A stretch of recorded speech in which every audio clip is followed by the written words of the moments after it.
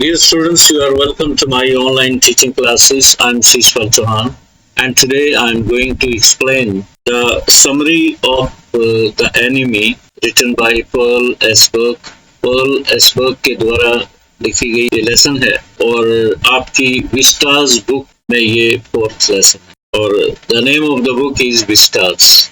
Doctor Sadao Hoki और Hana और doctor Sadao होकी के फादर यहाँ पे कैरेक्टर्स हैं, मेन कैरेक्टर्स हैं और साथ में जिक्र आता है एक जनरल का, जो जनरल टाकीमा है, जापानीज आर्मी के जनरल हैं, उनका जिक्र आता है। जैसे ही चैप्टर शुरू होता है हमें सदाव होकी के घर के बारे में पता लगता है जो कि समुद्री तट पे है और डॉक्टर सदाव होकी अक्सर यहाँ पे खेला करते थे, बचपन यहाँ बीता है, पेड़ों पे चढ़ के इधर उधर भाग के, जैसे आमतौर पे बचपन गुजरते हैं उस तरह का डॉक्टर सदाव ने भी अपना बचपन यहीं पे समुद्र तट के पास इनका घर है और ये अक्सर इन पेड़ों पे चढ़ते थे, जैसे जो पाम ट्रीज होते हैं उन पे बिना शूज के चढ़ना और उतरना इनका शौक रहा था। और फिर डॉक्टर सदाव हमें अपने फादर के बारे में परिचित करते हैं। कहते हैं कि उनके फादर काफी स्वीयर थे, सख्त थे, उन पे टाइट रखते थे सदाव होकी को। And his main concern was education, doctor Sadao's education.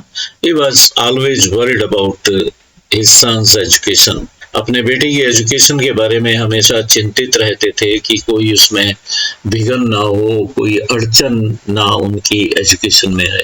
और इसी वजह से he never shared any joke with doctor सदाव। अपने बेटे से सदाव से उन्होंने कभी भी कोई जोक शेयर नहीं किया। He never laughed with him, कभी हंसे नहीं, ताकि एक इम्प्रेशन उनका बना रहे और अपने बेटे पे उनका एक जो फियर होता है थोड़ा बहुत पेरेंट्स का, वो बना रहे। उन्हें चिंता यही होती है कि अगर वो उनसे खुल गए, ज़्यादा कम्युनिकेशन अधिक हो गया तो शायद बेटा उनका उसको अदरवाइज ले ले और अपनी स्टडीज में वो फोकस ना कर सके और अपने फादर की बात ना माने। शायद यही कारण रहा होगा। और हमें ये भी पता लगता है कि डॉक्टर सदाव के जो फादर थे, he was a great patriot थे। He never used anything that was not made in Japan. Japan में कोई चीज जो बनी ना हो, जो मेड इन जापान ना हो, उसको कभी यूज नहीं किया। इवन उनकी जो चेयर होती है तो वो जापान की ही बनी हुई थी, मेड इन जापान थी। अगर कोई और चेयर उन्हें मिल जाए तो कभी ना बैठे उन पे। तो उनके रूम में जो फर्नीचर है, जो भी वस्तुएं उसमें मिलती हैं, all are made in Japan. तो एक पैट्रियोट थे, बेटे के बारे में बहुत चिंतित थे। और जब डॉक्टर सदाव, डॉक्टर बाद में बने, पहले जब ये 22 साल के थे तो इन्हें अमेरिका फर्दर स्टडीज के लिए भेज दिया गया ताकि वो वहाँ से सर्जरी सीख सके और डॉक्टर बन के आए। डॉक्टर सदाव कहते हैं कि वहाँ उनका मिलन हना से हुआ, मेल हुआ, मीटिंग हना से मिलना हुआ, जिसकी वजह से हना से ही उनकी दोस्ती होती है। प्रोफेसर हैले के घर में वो रहते थे टेनेंट के रूम में। और हालांकि प्रोफेसर हैले की जो पत्नी थी बहुत ही काइंड थी, परंतु वॉल्यूबल थी, बहुत अधिक ऊंचा बोलने वाली। इससे ये परेशान होते थे। और जो फॉरेन स्टूडेंट्स उनके घर में रहते थे उनकी देखभाल बहुत अच्छे से ये मिसेस हैले, जो प्रोफेसर हैले की पत्नी थी, वो किया करती थी। और डॉक्टर सदाव ये भी इस लेसन में बताते हैं कि कितनी वो काइंड थी। कई बार उनकी काइंडनेस उनको इरिटेट भी करती थी, वो थोड़ा परेशान भी हो जाते थे मिसेस हैले की वजह से। और खाना उनका बहुत अच्छा नहीं होता था। तो सदाव ये भी मेंशन करते हैं कि अगर हना उन्हें वहां ना मिली होती उस ग्रुप में, जिसमें वो प्रोफेसर हैले से पढ़ते थे उसमें ना मिली होती, शायद वो कभी भी मिसेस हैले के घर में कभी न रहते एज ए टीनेजर। तो इस प्रकार से डॉक्टर सदाव होकी प्रोफेसर हैले के बारे में, जहाँ वो फिजिक्स पढ़ते थे, उसके बारे में बताया। मिसेस हैले के बारे में बताया कि नॉइजी थी और खाना भी अच्छा नहीं था, but she was very very kind. Kindness इतनी थी कि वो थोड़ा बहुत एक्सेजरेट हो जाती थी, एक्सेस में हो जाती थी, और वो थोड़ा इन्हें इरिटेट करती थी। एक बात और मेंशन करते हैं आगे चल के, डॉक्टर सदाव मिसेस हैले के बारे में कहते हैं कि जब वो बीमार पड़े थे, लास्ट में ये चैप्टर के बिल्कुल लास्ट में ये बातें आती हैं, जब वो रिकॉल करते हैं लास्ट में सभी अमेरिकन को जो भी उनके दिल के करीब थे, तो कहते हैं कि जब वो उन्हें निमोनिया हो गया था तो उनकी देखभाल प्रोफेसर हैले की पत्नी नहीं की थी, तो इस वजह से वो उन्हें बुला भी नहीं पा रहे। और वहां पे जापानीज को एज ए टीनेंट रखना बहुत मुश्किल था। कोई भी अमेरिकन किसी जापानीज को एज ए टीनेंट नहीं रख रहा था, और ये प्रोफेसर हैले की ही पत्नी थी जिन्होंने इन्हें रख लिया था एज ए टीनेंट। तो he is also thankful in this manner. तो ये तो बात मिसेस हैले के बारे में हुई, और किस तरह से हाना की मुलाकात इनसे होती है। हाना की बात आगे बढ़ाते हुए और बताता हूँ। हाना जापानीज मूल की लड़की थी, और हाना से मैरिज प्रपोजल देने से पहले डॉक्टर सदाव ने ये जान लिया था कि वो जापानीज मूल की है या नहीं, क्योंकि डॉक्टर सदाव के फादर हमेशा इस बात में सख्त थे। उन्होंने हिदायत दे रखी थी अपने बेटे को, सदाव को, कि अगर शादी करनी है तो जापानीज मूल की लड़की से करनी है, जो जापानीज होगी, जिसके पेरेंट्स जापानीज होंगे। तो ये बात उन्होंने पहले ही चेक कर ली थी, इससे पहले कि वो बात को आगे बढ़ाएं, रिलेशनशिप को आगे ले जाएं। तो doctor सदाव had come to know that she was Japanese origin। फिर इसके बारे में उन्होंने अपने फादर से बात करी होगी, और शादी अरेंज्ड हो जाती है इनकी, हाना की और डॉक्टर सदाव की, और बिल्कुल जापानीज अंदाज में अरेंज्ड मैरिज होती है। और सदाव 30 साल की उम्र में हाना के साथ जापान लौट आते हैं, फिर इनकी शादी होती है। और मेडिसिन में और सर्जरी में, बल्कि वो साइंटिस्ट बन के भी आए, मेडिसिन और सर्जरी की पढ़ाई करने गए थे, और एज ए साइंटिस्ट भी रिसर्चर बन गया, क्योंकि वो उन दिनों रिसर्च कर रहे थे कि जख्मों को, जो वुंड्स होते हैं, इंजरीज होती है, उनको कैसे क्लीन किया जाए। उन दिनों में शायद ये एंटीसेप्टिक वगैरह नहीं होते होंगे, जिनसे किसी के जख्म पे हम एकदम एंटीसेप्टिक की सेप्टिक ना हो जाए, इन्फेक्शन ना फैल जाए, तो एकदम एंटीसेप्टिक लगा देते हैं। तो वो उसमें अपनी खोज कर रहे थे, इन्वेंशन कर रहे थे। अब कहानी आगे बढ़ती है कि जब वो शाम के वक्त हाना और डॉक्टर सदाव दोनों बाहर की तरफ देख रहे हैं, समुद्री जो किनारा है, कोस्ट है, उधर उनका ध्यान है। धुंध फैलती जा रही है, और थोड़ी देर बाद वो धुंध उनके घर को भी घेर लेगी। तो इस तरह का माहौल बना हुआ है, इस तरह का एटमॉस्फेयर है। और थोड़ी देर बाद जैसे धुंध के बादल छटे, लहरों की तरफ ध्यान गया उनका। पहले हना भी पास में खड़ी हुई है और डॉक्टर सदाव भी पास में खड़े हैं। तो एक कोई आकृति सी उन्हें उठने की कोशिश करती हुई नजर आई, और वो फिर वो आकृति गिर जाती है, और एकदम वो चौंक जाते हैं।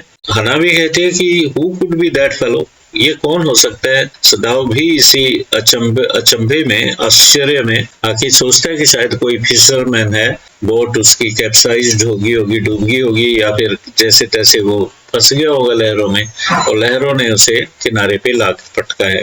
तो दोनों तेजी से भागे, और वहां जाके देखते हैं, उसे उल्टा करके देखते हैं, उसके चेहरे को देखते हैं। तो एक cap, battered cap word use किया गया, फटी पुरानी सी, जैसे गल जाते हैं। कपड़े भी इसके बिल्कुल डिके हो चुके थे, पानी की वजह से लहरों में थे, तो बिल्कुल फटने के कगार पे थे। तो उस पे अमेरिकन नेवी कहीं डिम से शब्दों में दिखाई दिया इन्हें, और ये जान गए कि ये सैनिक है, युद्धबंदी है, वॉर प्रिजनर है अमेरिका का।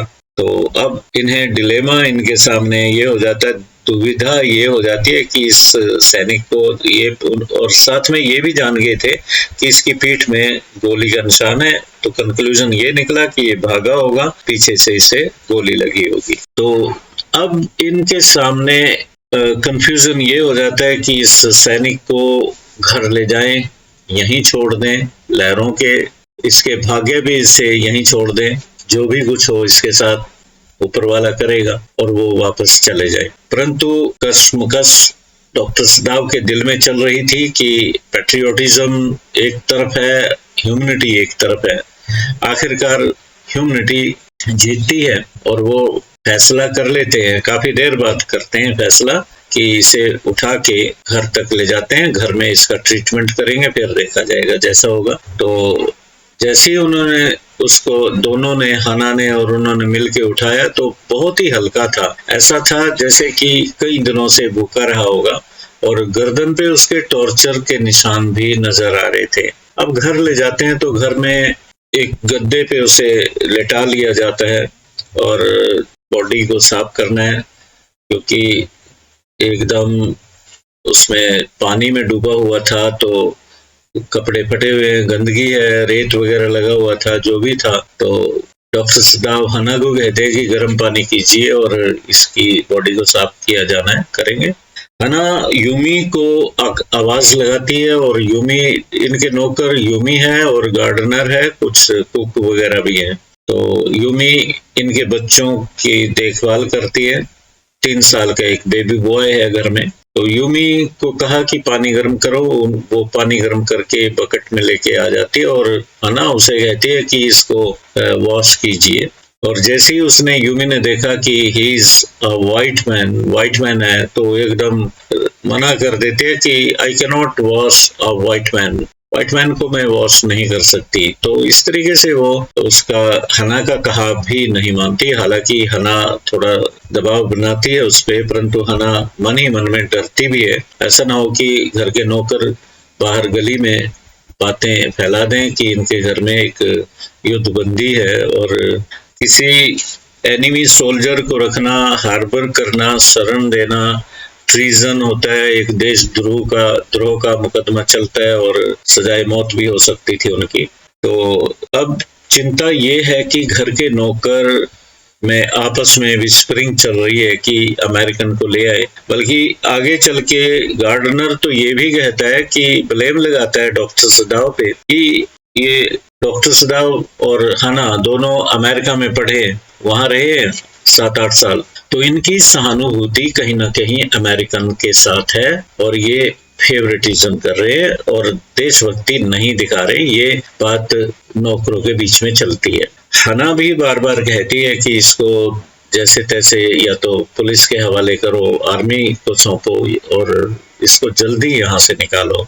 इलाज शुरू हो जाता है, डॉक्टर सदाव ऑपरेशन करने की तैयारी कर लेते हैं और सारा सामान आ जाता है। सफाई डॉक्टर सदाव ने कर दी थी, थोड़ी बहुत सफाई उसकी हना ने की, और बैक से और कुछ पोर्शन डॉक्टर सदाव ने उसका साफ किया था। ऑपरेशन की तैयारी होती है तो एनास्थीजिया देना था, एनास्थीजिया देना हना को नहीं आता, तो डॉक्टर सदाव ने कहा कि थोड़ा सा ऐसे करना, ये लिक्विड को लगा के थोड़ा सा इसके सांस के पास रखना, अगर सांस टूटता है तो इसको हटा लेना। तो इस तरीके से एनास्थीजिया दिया जाता है और बुलेट निकालने का ऑपरेशन शुरू हो जाता है। डॉक्टर सदाव को आदत है अपने आप से बातें करने की, फ्रेंड करके, दोस्त करके वो बात करते हैं और बातें करते रहते हैं और गोली निकाल लेते हैं। ये तो आप टेक्स्ट पढ़ोगे, डिटेल में पढ़ोगे, तब जाके आपको सारा नॉलेज मिलेगा। ये तो मैं सिर्फ आइडियाज दे रहा हूँ आपको, ताकि एक व्यू पॉइंट आपका बन जाए, क्लियर हो जाए, ताकि टेक्स्ट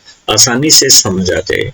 गोली निकल जाती है और जख्म भरा नहीं है, एक फोर्टनाइट का अंदाजा है उनका, 15 दिन में शायद जख्म भर जाएगा। इस बीच जो घर के नौकर हैं वो दिक्कत में हैं, वो जाना चाहते हैं। आखिरकार हना ने उन्हें बता ही दिया, अपने हस्बैंड को, डॉक्टर सदाव को, कि जाने वाले हैं, कहीं ना कहीं ये भागेंगे। और एक दिन 2 घटनाएं घटती हैं। हना अपनी किचन में थी, और इस बीच एक बात और बता दूं आपको कि ये जनरल टाकीमा जो आर्मी के जनरल हैं, उनकी वजह से डॉक्टर सदाव को बाहर नहीं जाना पड़ रहा है, नहीं तो ट्रूप्स के साथ भेज देते हैं, वरना ये डॉक्टर सदाव यहीं पे है क्योंकि जनरल टाकीमा को कभी भी ऑपरेशन की जरूरत हो जाती है और कई बार उनको पेन होता है किसी वजह से, तो डॉक्टर सदाव ही उनका इलाज कर रहे हैं और डॉक्टर टाकीमा को खूब ट्रस्ट है डॉक्टर सदाव पे, इसलिए उन्हें जाने नहीं देते, काफी हेल्प करते हैं उनकी। तो एक दिन क्या होता है कि दो घटनाएं होती है। हना किचन में थी तो देखा कि एक यूनिफॉर्म में मैसेंजर आता है और घर की तरफ आगे की तरफ बढ़ा जा रहा है। तो हना डर जाती है कि शायद नौकर चले गए थे, इस बीच में नौकर चले गए थे और हना तो ये यूमी तो बहुत भावुक हो रही थी बच्चे को लेके, जो 3 साल का इनका बेटा है, और कह के गई थी कि अगर रात को जरूरत पड़े, बच्चा मिस करे मुझे तो बुला लेना। और हना ने अपने एक मालकिन होने के नाते, जो एक ईगो होता है, प्राइड होता है, उसमें मन ही मन में सोचा था बच्चा अगर रोए तब भी नहीं बुलाऊंगी। इस बीच इन्होंने अपने आप ही काम करना शुरू कर दिया था, खाना वाना बनाना, बर्तन साफ करना, जो साफ सफाई होती है, सारा काम शुरू कर दिया। अब क्या होता है, मैसेंजर सीधा चला आ रहा है और हना आगे आगे भाग के तेजी से जा रही है डॉक्टर सदाव को बताने के लिए कि कोई आया। और डॉक्टर सदाव अपने स्टडी में बैठे हुए थे, बुक खोली और बड़े बिजी हो रहे हैं, ऊपर निगाह ही नहीं उठा रहे। अचानक उनकी नजर गई तो एकदम क्या, व्हाट्स द मैटर, क्या बात है? और रुखाई से कहा, वो जनरल का जो मैसेंजर था वो सामने खड़ा था। उन्हें नहीं पता था कि जनरल का मैसेंजर है। तो मैसेंजर कहता है कि जनरल पेन में है, he has called you to his palace, आपको उनके पैलेस में जाना होगा। तो हना की जान में जान आई। हना ने सोचा शायद अरेस्ट करने कोई आया है, तो कहते बस इतना ही। मैसेंजर बड़ा हैरान हो गया, कहता है इतना ही से क्या मतलब, और क्या चाहिए? और वो झेप सी जाती है। Then she feel sorry for that. अब डॉक्टर सदाव के पास ये चला जाता है, राइट। और आगे की कहानी में अभी लेके चलूंगा।